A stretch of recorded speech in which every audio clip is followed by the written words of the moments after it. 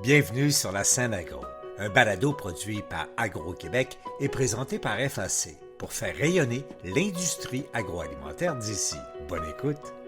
Ici Lionel Levac. Dans quelques jours maintenant, Olimel aura complété le transfert de ses activités de Vallée-Jonction vers ses autres abattoirs et l'usine sera fermée. Au plus fort de ses opérations dans son réseau, Olimel abattait quelques 125 000 porcs par semaine. Désormais, 85 000 porcs seront dirigés vers les abattoirs d'Olimel. Par ailleurs, pour les éleveurs, une fois tout calculé, la réduction de production sera de 9 % plutôt que de 12 ou 15 évoquée au départ. Je fais le point sur la question, voici mon reportage. Les derniers mois ont exigé un travail de titan pour réorganiser les opérations. Ce n'est pas tout à fait terminé, mais on est, pourrait-on dire, dans la phase finale de la fermeture de l'usine Vallée-Jonction d'Olimel. Je me suis entretenu avec le président-directeur général d'Olimel, Yannick Gervais. Quand Vallée-Jonction va fermer à la mi-décembre, on va être au niveau qu'on veut, là, à quelques milliers de porcs près.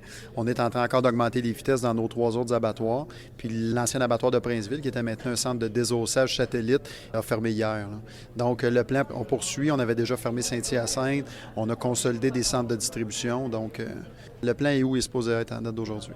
Et au bout de l'exercice, vous serez passé de combien à combien de porcs abattus de carcasses semaine?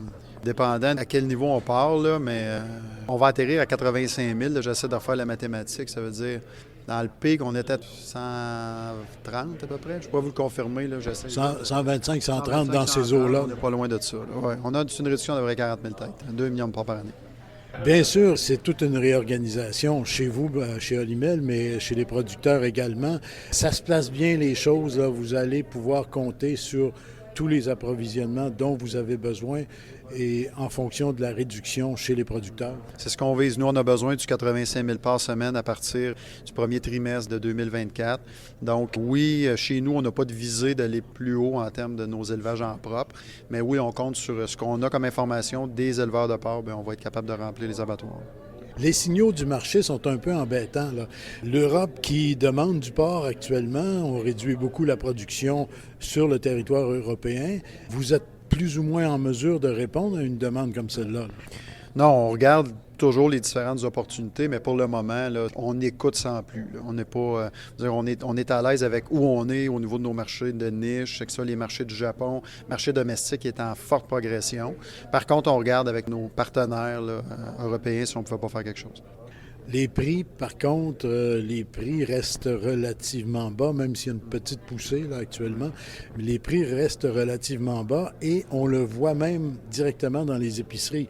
La protéine de viande de porc reste très peu chère comparativement aux autres viandes. Oui, effectivement, pour des attributs qui sont aussi bons, des fois meilleurs. Là. Donc ça, c'est un petit peu difficile à comprendre pourquoi on n'est pas capable, même au domestique, avec le meilleur porc au monde, de bien valoriser ça au niveau des détaillants. Donc on le voit, puis c'est vrai pour l'ensemble des coupes. Donc ça, je pense qu'encore, puis il y a des belles choses qui se font justement avec le porc du Québec là, pour éduquer, de certaine façon, nos gens. Donc on va souhaiter que ça se continue, mais en termes de prix de marché, on est quand même une goutte d'eau, le Canada. Là. Ça va falloir que macroéconomiquement, tout se replace. Comme vous le dites, on voit des signaux positifs. On va souhaiter que ça continue, là, parce qu'avec la hausse du prix des grains, là, c'est un peu insoutenable là, pour l'industrie. C'est toujours embêtant, le marché, parce que les prix actuels font l'affaire des consommateurs, bien sûr, mais ça demeure que ça impose des conditions difficiles chez vous, chez les abatteurs et chez les producteurs.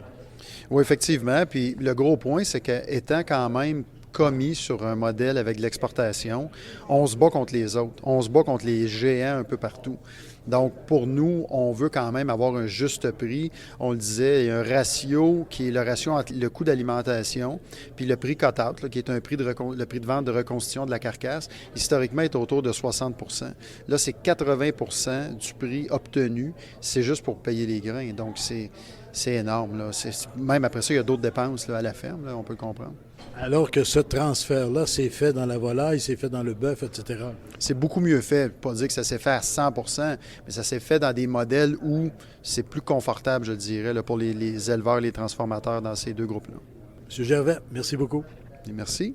fait toujours plaisir. Du côté des éleveurs de porc, la planification de la réduction de la production est aussi une opération difficile et délicate.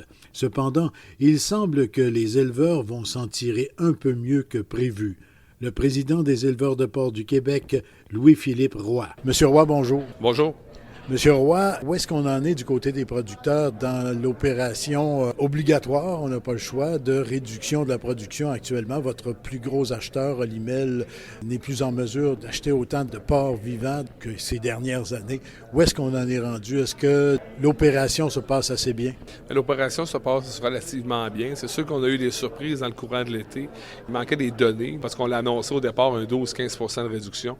Mais au fur et à mesure que l'été a avancé, on arrive à l'automne, on est capable d'aller chercher des données supplémentaires, des statistiques pour être capable de voir vraiment ça va être quoi la réelle baisse. Parce qu'il faut comprendre que dans une réduction, dans un contexte difficile, il y avait déjà des producteurs ou des réseaux qui avaient pris des décisions d'affaires. Donc ça, on n'est pas tout au courant de ces décisions-là. Fait qu'au fur et à mesure que les semaines ont avancé, on était capable d'arriver avec une réduction de 9 %. C'est le chiffre réel. Donc présentement, nous, on considère qu'un 2 % qui a déjà été fait parce qu'il y a des producteurs qui ont quitté la production. Et là, le programme de retrait va mettre un 7 %, va retirer un 7 % supplémentaire de producteurs. C'est difficile, par exemple, pour un secteur comme le vôtre, d'envisager ou d'opérer une réduction de production comme ça, alors que depuis à peu près toujours, on a visé à augmenter la production au Québec. C'est un changement de mentalité, c'est difficile, ça. Bien, c'est clair que pour gérer ça comme organisation, vous l'avez bien dit, ça ne s'est jamais fait dans le passé. Et pour les acteurs également de la filière. Donc, on avait besoin d'une compréhension. Au début, on pensait que ça allait être simple, 1 million de porcs de moins, mais aujourd'hui, je suis obligé de vous dire que ça a été beaucoup plus compliqué que ça. Mais on a été capable de le gérer, on est capable de l'adapter à la situation, à l'information qu'on a eue. Mais on va être capable de gérer, c'est pour ça que je vous dis un 7 % maintenant que le programme va être appliqué là, sur la norme de réduction. Du côté prix, actuellement, sur les marchés, c'est pas encore très bon, là. Non, c'est clair. Mais cet été, ça a été relativement correct, je vous dirais. Mais là, le prix a baissé énormément. C'est cyclique, c'est l'automne. Mais c'est clair qu'avec la réduction du cut-out, de l'entente de la convention à 85 %, c'est sûr que c'est difficile pour les producteurs. On a eu des avances d'assurance stabilisation en juin, à l'automne. Mais c'est sûr que ça reste difficile pour les liquidités, là. Est-ce qu'il est envisageable pour les producteurs, votre groupe de producteurs, que, je ne sais pas, dans un délai X, dans quelques années, on puisse reprendre une certaine croissance? Moi, je pense que l'objectif qu'on s'est donné là, quand on a signé la convention, c'est le plan de restructuration. C'est de se donner 3 ans pour rebâtir l'industrie, refaire les bases comme il faut, pour s'assurer qu'on arrive dans 3 ans et qu'on soit capable d'aller chercher le juste prix du marché. Mon objectif, c'est de travailler de cette façon-là avec l'ensemble de la filière. Juste prix, et pour ce qui est d'une éventuelle augmentation des volumes, bien, on verra. Bien, le juste prix, pour moi, c'est quoi? C'est d'être capable d'investir dans mon entreprise, que les producteurs soient capables d'investir, qu'il y ait de la relève qui vient dans l'industrie. Ça, pour moi, ça représente le juste prix. Quand on verra ce changement-là, puis le retour d'investissement, ça veut dire que les producteurs vont être capables de vivre de leur production. Mais c'est sûr qu'il y a des étapes à franchir, là, vu qu'on est vraiment en difficulté, encore l'industrie est en difficulté. Monsieur Roy, merci. Merci beaucoup. Dans plusieurs régions d'élevage porcin à travers le monde, on réduit la production. Au Canada, c'est au Québec que le contexte est le plus difficile, avec la fermeture de l'usine de Vallée-Jonction. La situation est accentuée au Québec par une réduction des approvisionnements. La situation mondiale est difficile au niveau économique, mais présentement, ce qu'on observe au Québec, c'est beaucoup plus accentué que ce qu'on peut voir dans d'autres provinces en termes de réduction de l'inventaire. Pourtant, on dit que le marché s'améliore au plan mondial, là. Les prix se raffermissent.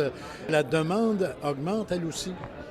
Au niveau mondial, je vous dirais que c'est surtout la diminution de l'inventaire de production porcine qui a réduit, ce qui a permis un allègement au niveau des prix. C'est que présentement, on voit une amélioration parce que l'inventaire a diminué, puis ça a donné un petit peu plus d'air au niveau du prix. Donc, c'est en train de se stabiliser, pourrait-on dire. On l'espère. Je vous dirais que c'est les premiers indices, sans nécessairement pouvoir dire là, c'est une confirmation. Le fait qu'au Québec, on ait amorcé une réduction de la production, c'est en raison de la demande précise d'Olimel qui était dans l'impossibilité de continuer à traiter des volumes aussi importants. Il n'y a pas le même phénomène ailleurs.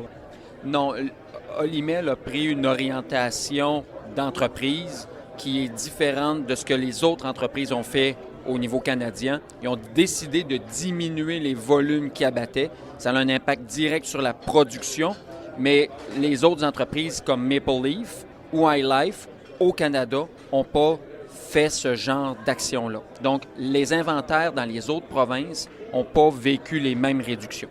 Pourtant, il y a la question de la main-d'œuvre. Le problème n'est pas canadien. Est-ce qu'on n'a pas les mêmes problèmes, par exemple, chez Maple Leaf pour la main-d'œuvre? Moi, ce que j'entends au niveau de la main-d'œuvre, c'est que c'est le même type de problème qu'ils ont. Donc, ça demeure difficile. Oui, la situation reste difficile, bien qu'il y ait des indices au niveau du marché qui portent à croire que ça va vers une amélioration. Ça ne veut pas dire pour autant que le Québec va rapidement revenir à son niveau de production. S'il y a une diminution d'abattage qui est persistante, le niveau de production ne pourra pas être le même étant donné que l'inventaire de production est diminué. Merci beaucoup. Merci. À leur assemblée générale, les éleveurs de porc ont aussi analysé le contexte global de l'agriculture québécoise. René Roy intervenait à la suite de la présentation du président général de l'Union des producteurs agricoles, Martin Caron. René Roy de la Beauce, le désengagement de l'État par rapport à l'agriculture. J'observe des fermetures d'abattoirs qui arrivent dans nos régions. Le gouvernement s'en lave les mains, dit c'est une question privée, c'est pas une question publique. On a assez donné par l'ASRA, alors que de l'autre côté, presque en même temps, ils font des annonces pour la filière batterie. Pour ma part, c'est un très beau projet, mais c'est à coût de 2,3 millions de dollars par emploi créé. Puis, dans la Beauce, on a la possibilité d'avoir un abattoir qui roule, avec des entreprises qui roulent, puis le gouvernement n'est pas foutu de mettre une scène dans une infrastructure qui fonctionne puis qui va dévitaliser toute notre région au niveau de la production porcine. Je trouve ça scandaleux que le gouvernement ne fasse pas un travail pour aider des infrastructures qui pourraient être redistribuées à d'autres partenaires financiers dans d'autres circonstances. Pour ma part, il y a 2 poids, 2 mesures entre l'agriculture, le rôle de l'agriculture aujourd'hui, puis son importance dans l'économie, puis le rêve de quelque chose qui va peut-être arriver dans le futur. Merci René, puis c'est sûr qu'on est là, puis à la marche de la mobilisation, c'est ça qu'on va dire aussi, là. Mais on va interpeller les députés puis les ministres dans chacune des régions, là. Je pense qu'il y a de la volonté de nos gens qui sont là, mais c'est le budget en haut, là. Il faut frapper plus haut par rapport à ça, là. C'est pas normal que le budget stagne, là. C'est qu'il faut être capable d'augmenter. Puis même M. le ministre puis Louis-Philippe était là au Corem, là, quand il est venu mentionner la production porcine au niveau des exportations, c'était important. Bien, regarde, c'est important. Puis je me permets un commentaire. Faut pas que ça se fasse avec l'ASRA, ça. Faut que ça se fasse en dehors de l'ASRA. Ça aussi, c'est très important. Le président de l'UPA, Martin Caron, répétait ensuite dans l'entretien que j'ai eu avec lui que les budgets agricoles sont déphasés. On regarde les jeunes d'aujourd'hui. Il faut qu'ils aillent chercher un revenu à l'extérieur pour être capable d'arriver sur le ferme pour boucler la boucle au niveau des budgets. Mais si on recule dans mon temps, dans le temps de mes parents, entre autres, bien, c'était le cas, là. Mon père travaillait à l'extérieur, ma mère s'occupait au niveau de la ferme, mais il fallait aller chercher un revenu à l'extérieur pour être capable de boucler la boucle au niveau des budgets. Mais là, c'est un non-sens. Et c'est pour ça qu'on dit que les programmes ne sont pas actualisés présentement. Parce que s'ils étaient actualisés, les gens resteraient et seraient concentrés directement sur les entreprises agricoles. Ça veut dire un recul carrément pour l'agriculture, ça? Absolument un recul. Puis on a juste à regarder les budgets. Les budgets des 10 dernières années, que ce soit ici au niveau provincial, on est passé de 1,1 milliard à 1,2 milliard. Écoute, c'est 10 ans, ça, là. C'est 100 millions, puis 100 millions, bien, on l'a transféré, entre autres, au remboursement de crédit taxe, puis à toutes les hausses aussi qui sont là présentement sur l'ensemble. Ça, c'est un non-sens, là. Ça, quand les budgets ne bougent pas comme ça, c'est sûr qu'on a un recul. Puis c'est ça qu'on vit sur nos entreprises directement sur le terrain. Et ça doit vous faire réfléchir de voir les investissements industriels importants dans lesquels le gouvernement injecte des sommes très, très majeures. Absolument, c'est ça qu'on voit. Puis on dit souvent, bien, l'autonomie, la sécurité alimentaire, c'est important pour le gouvernement, c'est important aussi pour la société, mais en même temps, il faut qu'il y ait des gestes concrets. Puis le geste concret, c'est pas juste d'investir dans les milieux de la batterie ou au niveau de l'énergie, des éoliennes. Il faut investir en agriculture et en agroalimentaire. Puis on sait que quand on investit $1 au niveau des régions En agriculture, bien, il y a 71 sous qui restent au niveau de l'économie locale. Ça, quand on parle de développement de l'économie locale, là, l'agriculture, c'est la base de tout ça. Merci beaucoup. Merci. Ici Lionel Levac. Le 6 décembre prochain, à l'occasion du Congrès général de l'UPA, une marche de revendication aura lieu sur la colline parlementaire à Québec. Au revoir. Vous avez aimé ce contenu? Suivez la scène agro pour rester à l'affût de l'actualité agroalimentaire. Merci et à bientôt.